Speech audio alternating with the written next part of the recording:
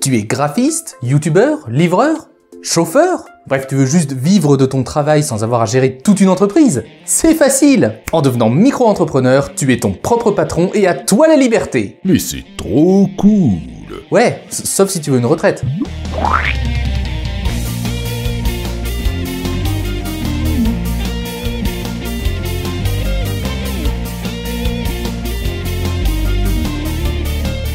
Quand on veut être son propre patron ou travailler tout seul dans son coin, ça peut être tout de suite très compliqué. Il faut créer une structure adaptée, une société, faire un tas de démarches, valider ses comptes avec un expert comptable, enfin plein de trucs. Les sociétés chaque mois doivent déclarer d'une part combien elles gagnent, le chiffre d'affaires, et combien elles payent, les charges. Et c'est sur la différence entre les deux, le résultat net, qu'on va payer des impôts, des taxes. Parfois plein de taxes avec plein d'exceptions. Pour simplifier tout ça et permettre à n'importe qui de faire sa petite activité perso facilement, on a créé l'auto-entreprise. Et là, tout était super simple. On va juste te demander de noter ce que tu gagnes et on va te faire payer une espèce de forfait de taxes là-dessus. T'es plus obligé de gérer la TVA, t'es plus obligé de gérer plein de petites taxes de partout, t'es plus obligé de payer un expert comptable pour valider tes comptes. C'est simple et surtout, c'est gratuit. Mais alors c'est quoi le problème?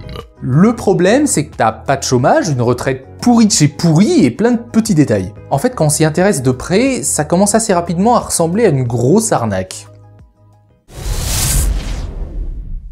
Ça faisait un moment, mais j'aimerais bien revenir une minute sur NordVPN. Techniquement, c'est un VPN utilisé comme un proxy qui va anonymiser ta connexion et empêcher que des petits malins viennent intercepter tes communications. C'est une sécurité informatique via un réseau privé virtuel, un VPN. Et il va servir de relais entre ton ordinateur et le reste du monde. Attention, ça anonymise ta connexion, mais pas ce que t'en fais, hein. C'est pas fait pour insulter des gens sur Twitter ou des trucs comme ça. Hein. J'ai rien compris. Ça, c'est pas grave du tout parce que t'installes NordVPN, tu cliques sur le bouton et après c'est tout automatique. Et NordVPN n'enregistre rien de ce que tu fais, donc tu peux surfer tranquille. D'ailleurs, pour faire du peer-to-peer ou accéder à des services qui sont pas disponibles dans ton pays, c'est indispensable. Ouais, parce que tu peux facilement te faire passer pour un ordinateur d'un autre pays, genre en Amérique, en Islande ou en France. C'est très pratique pour certaines séries Netflix ou en streaming. Moi, je m'en sers pour pas mal de trucs dans le genre, surtout quand j'utilise un Wi-Fi gratuit. Et quand tu utilises un Wi-Fi gratuit pas très sûr, si tu veux, c'est indispensable comme truc. En plus, si ça te plaît pas, t'es satisfait ou remboursé avec la garantie 30 jours. Voilà, jetez-y un œil sur nordvpn.com/Sirix, et mieux encore, avec le code Sirix, vous pourrez même bénéficier de 70%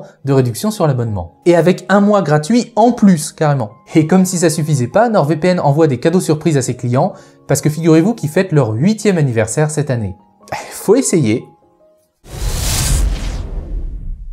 L'auto-entreprise, c'est assez récent en France. Vous en avez déjà probablement entendu parler parce que tout le monde vous recommande de faire ça. C'est rapide, c'est simple, c'est pratique, ça coûte pas cher. Le statut d'auto-entrepreneur a été présenté en 2008, hein, c'est assez récent, ça fait que 12 ans finalement, avec la loi de modernisation de l'économie. Au début, c'était un peu flou. On l'a créé pour les entrepreneurs individuels ou les particuliers qui voulaient avoir une petite activité complémentaire sans avoir à s'embêter. Pratique! Alors pour éviter de faire de la concurrence à d'autres formats plus classiques de société comme des PME ou des TPE, on a rapidement mis des limites. Tu pouvais pas facturer plus de 32 000 € de services par an ou 80 000 € en vendant des trucs. Et les impôts, c'était en gros à peu près un quart de ton chiffre d'affaires pour les services et la moitié d'un quart pour les ventes.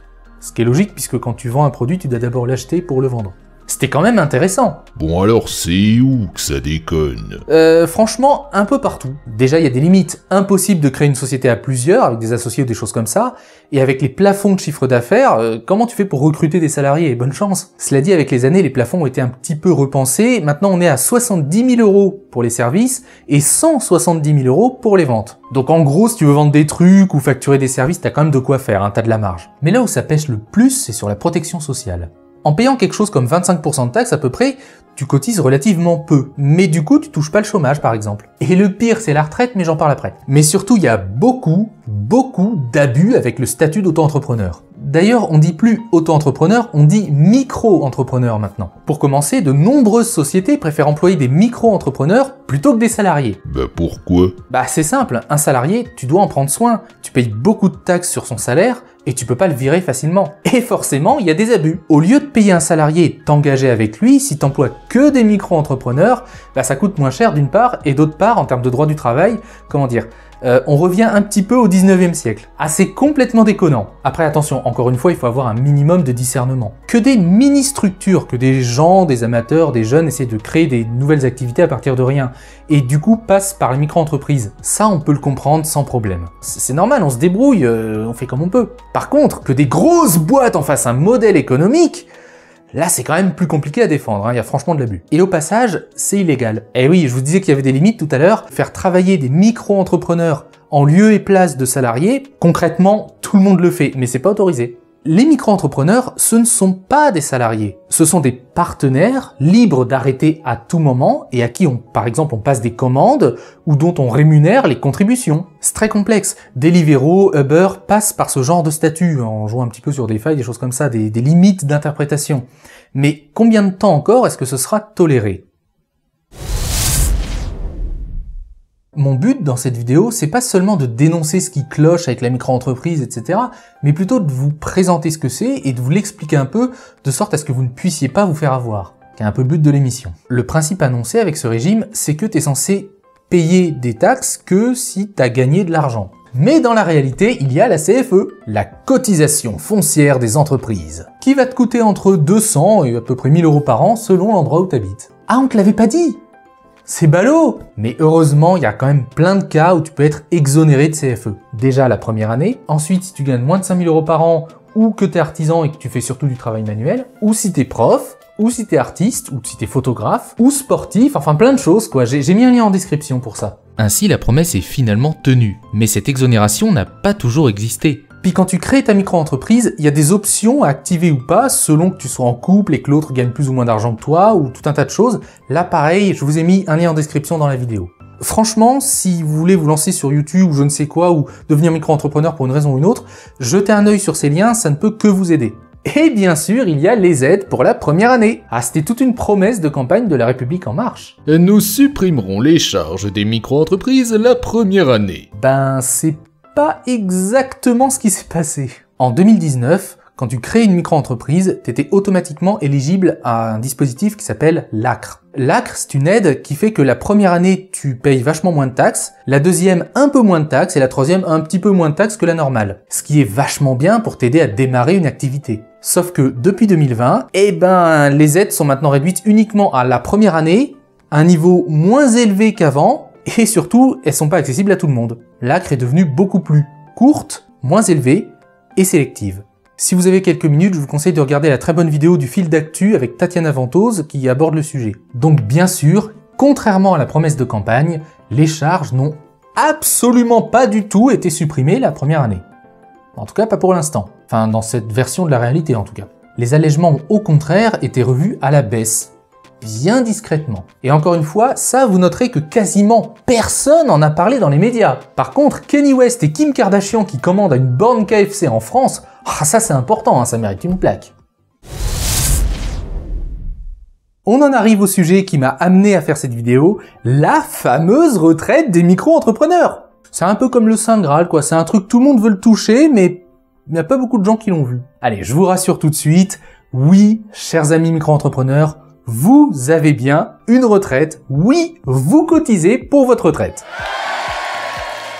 Enfin, si vous faites un minimum de chiffre d'affaires. Mais ça va, c'est pas très élevé. Ah, tout va bien. Par exemple, si t'as fait que de la vente et que t'as gagné 8000 € de chiffre d'affaires dans l'année, t'as cotisé pour 2 trimestres. Félicitations. Donc t'as plutôt intérêt d'arriver à vendre 21 000 € de conneries pour pas partir à la retraite à 123 ans. Attends, c'est quoi la colonne abattement forfaitaire? T'inquiète pas, on va en parler. Une fois que t'as atteint l'âge légal minimum pour prendre ta retraite et bien sûr que t'as accumulé assez de trimestres de retraite, c'est la fête. Tu prends ta retraite. Mais là, si t'as été micro-entrepreneur, tu risques d'être déçu. Pour calculer le montant de ta retraite par jour, ils vont prendre ton chiffre d'affaires annuel moyen sur les 3 dernières années, le réduire un peu et le diviser par 730.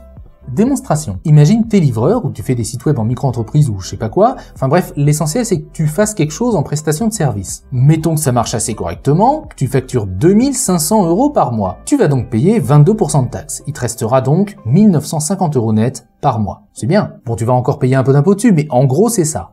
Toi, là, t'as l'impression que ça va, tu gagnes correctement ta vie. Et maintenant, on calcule ta retraite. On prend ton chiffre d'affaires annuel, donc on multiplie tes 2500 € par mois par 12 mois. On applique un abattement qui correspond à ton type d'activité. Et c'est à ça que ça servait en fait la colonne de tout à l'heure là. Là ça fait 50%, donc on va virer la moitié quoi. Et ensuite on va diviser le tout par 730. Ça fait 20,55 € par jour. Donc à la retraite, pour un mois à 31 jours, tu vas toucher au maximum 637,05 €. Et encore, il me semble qu'ils vont partir sur une base de 30 jours et non 31. Ça y est, tu la sens l'arnaque là? Je rappelle que le seuil de pauvreté en France, c'est à peu près 1000 €. Donc dans l'exemple, toi t'as bossé toute ta vie, tu l'as gagné assez convenablement, et pourtant ça t'empêche pas de finir à la retraite, vieux et malade, en dessous du seuil de pauvreté.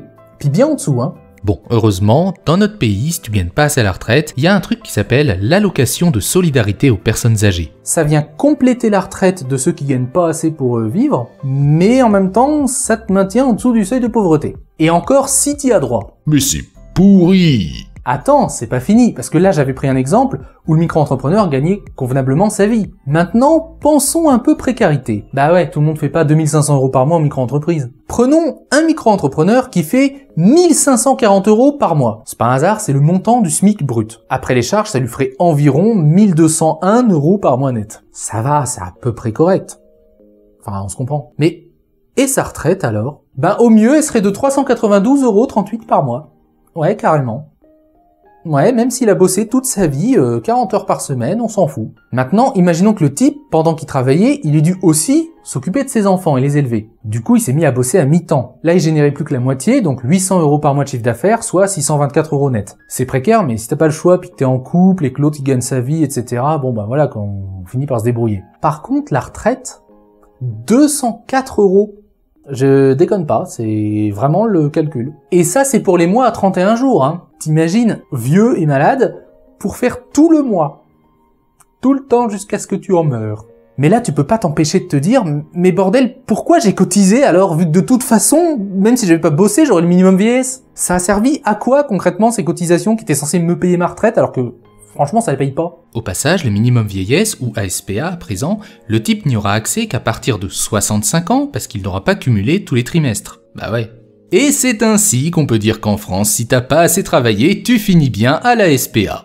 Et là, si t'es un bon gros youtubeur à 1 million d'abonnés, tu vas te dire... Ouais, mais ça va, moi je gagne carrément plus que ça, alors même si je suis micro-entrepreneur, j'aurai une meilleure retraite. Ok, voyons ça. Je me suis amusé à calculer le montant maximum de retraite qu'on pouvait espérer percevoir si on était micro-entrepreneur toute sa vie dans la prestation de service. À la retraite, l'indemnité journalière maximum, c'est de 54,43 €, ce qui fait 1687,33 € par mois de retraite. Là où c'est traître, c'est imaginons le type super doué qui arrive à gagner le maximum que le plafond permet de faire. Ça fait 72 500 € par an de chiffre d'affaires toujours en prestation de service. Le type, après ses taxes, il gagnerait en moyenne 4700 € net par mois. Et à la retraite, ça lui en ferait plus que 1600 et quelques. Faut bien comprendre que lorsque tu as un niveau de vie à presque 5000 € par mois et que tu descends d'un coup à 1600, pour peu que tu aies emprunté, que tu aies fait des crédits ou que tu aies des dépenses ou des charges particulières, ça peut rapidement devenir un problème. Ce qui fait que ce régime est aussi un problème pour ceux qui gagnent plein d'argent. Oh oui, devenez tous micro-entrepreneurs. Si, c'est l'avenir, je vous assure. Ouais, enfin, faut voir la tête de l'avenir. Certes, mais ça résout le problème des retraites.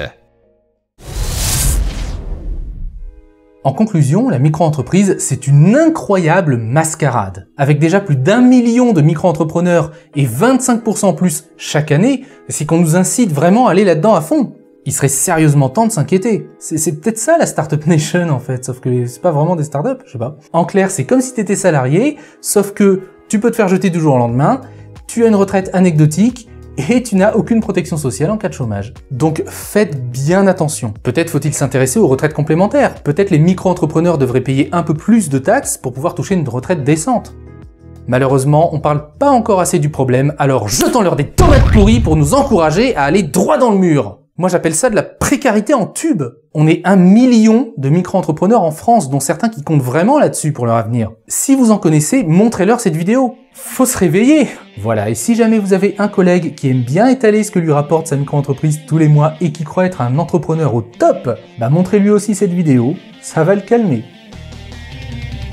Merci à vous d'avoir regardé et même soutenu cette vidéo. Si vous voulez soutenir mon travail, vous pouvez faire un tour sur Tipeee, Utip ou même Patreon et bien sûr partager. Grâce à vous, je peux ainsi continuer à améliorer mes émissions et je vous en suis très reconnaissant. Si toi aussi tu t'inquiètes pour ta retraite, t'en fais pas, va, tu survivras pas jusque-là de toute façon, alors laisse un commentaire.